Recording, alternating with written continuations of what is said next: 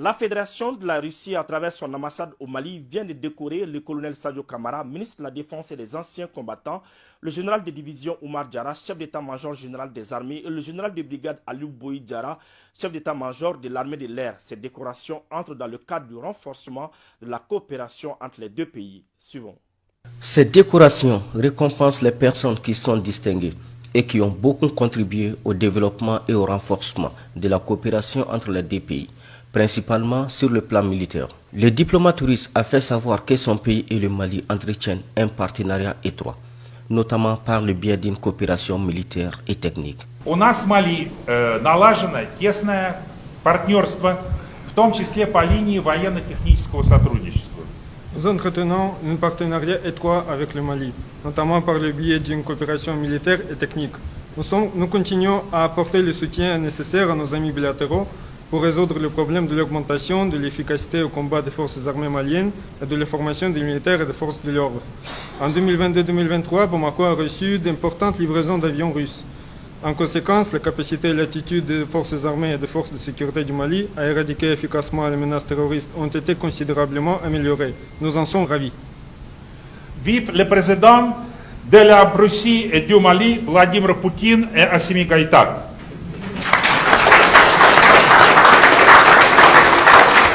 Vive les forces armées russes et maliennes. Vive l'amitié russo-malienne. Pour le ministre de la Défense et des anciens combattants, le colonel Sadio Kamara, cette cérémonie témoigne de l'appréciation de leur effort pour le raffermissement des liens de coopération avec la Russie. Il a ajouté qu'elle illustre également de la vivacité et la bonne entente, plus précisément dans le domaine de la coopération militaire entre la Fédération de Russie et le Mali. Nous sommes très honorés de recevoir cette distinction du ministère de la Défense de la Fédération de Russie à l'occasion de la fête du défenseur de la patrie. Elle témoigne les efforts fournis par nous dans le cadre du raffermissement de la coopération entre nos deux États. Nous disons que c'est le travail de toutes les Maliennes et de tous les Maliens, et particulièrement le travail des forces de défense et de sécurité qui est récompensé ce soir. Nous allons continuer à travailler davantage pour raffermir la coopération qui existe entre nos deux États. La Russie a toujours été là, aux côtés du Mali, depuis les premières heures de l'indépendance de notre pays. Et aujourd'hui, le Mali traverse l'un des moments les plus difficiles de son histoire. Et la Russie est toujours là. Elle ne nous a pas abandonnés en plein vol.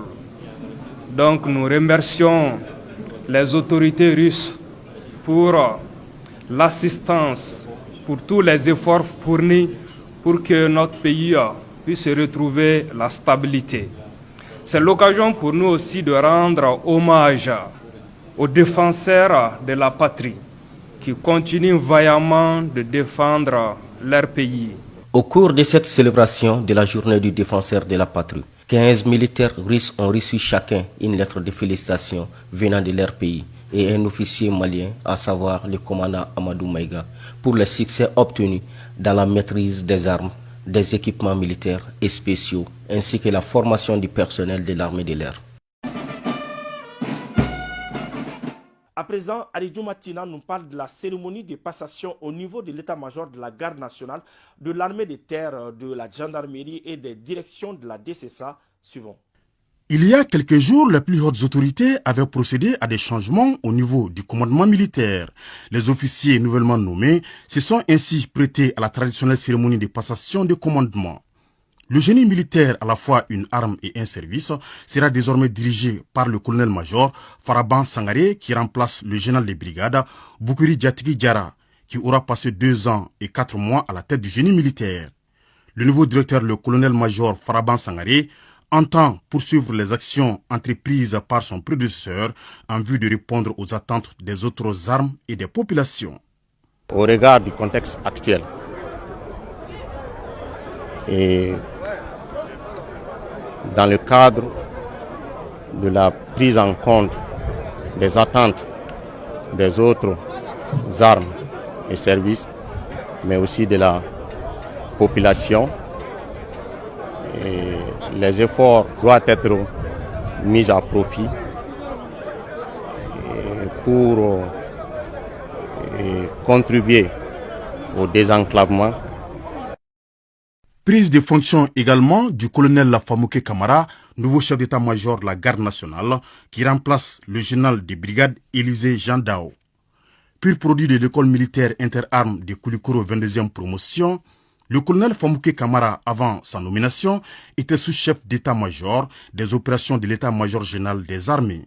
Lors de cette cérémonie, il a rendu un vibrant hommage à son prédécesseur pour ses efforts. Homme de terrain, le colonel Famouké Kamara entend consolider les acquis, les opérations et les ressources humaines afin que la garde nationale puisse continuer à bien mener ses missions. Je mesure la portée de cette mission exaltante quand même, et je demeure confiant avec l'ensemble du personnel de la garde nationale, mais également avec l'ensemble des autres directeurs et chefs d'état-major. Je demeure confiant que la mission se déroulera à bon terme, et surtout les populations, je ne les oublie pas. Dans l'enceinte de l'état-major de l'armée de terre, le général de brigade Félix Diallo a passé le commandement au général de brigade Aruna Samake.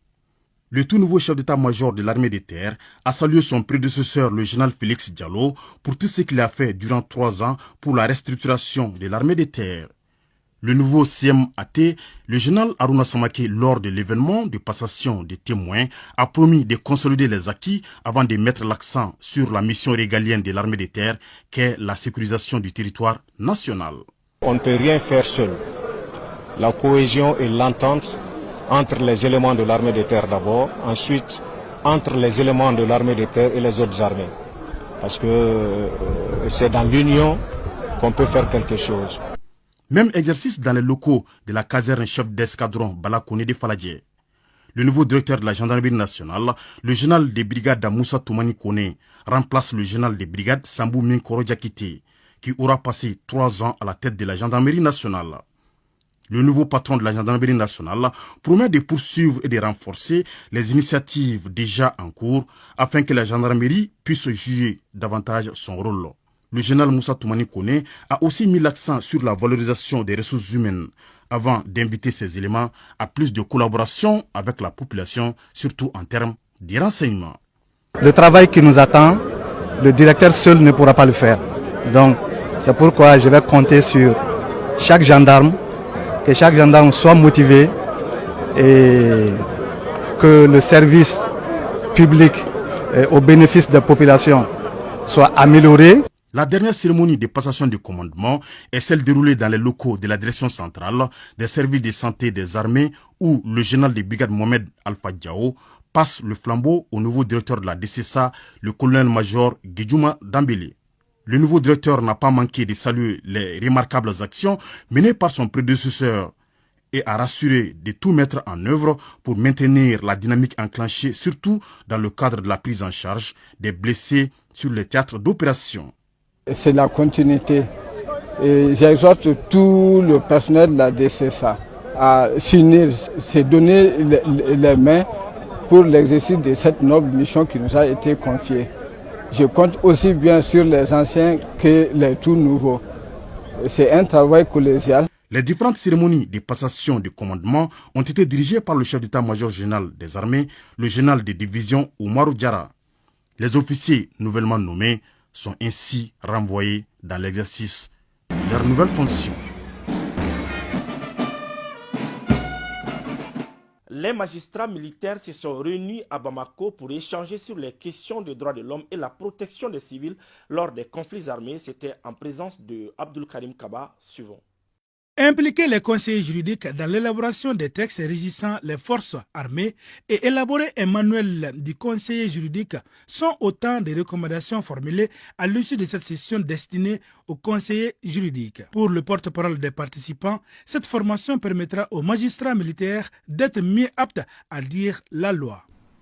Appliquer la loi portant cadre du personnel de la justice militaire et le décret portant statut particulier du cadre du personnel de la justice militaire. 5. Adopter des textes relatifs à la création, à l'organisation et au fonctionnement de la prévôté.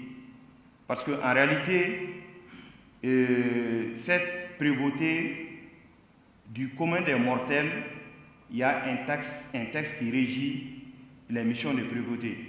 Or, en réalité, il n'y a aucun texte en la matière. C'est de nom. Donc, il s'agit là de légiférer en la matière et mettre ça à la disposition des autorités militaires. Il y a lieu de mettre cette justice dans les meilleures dispositions de travail.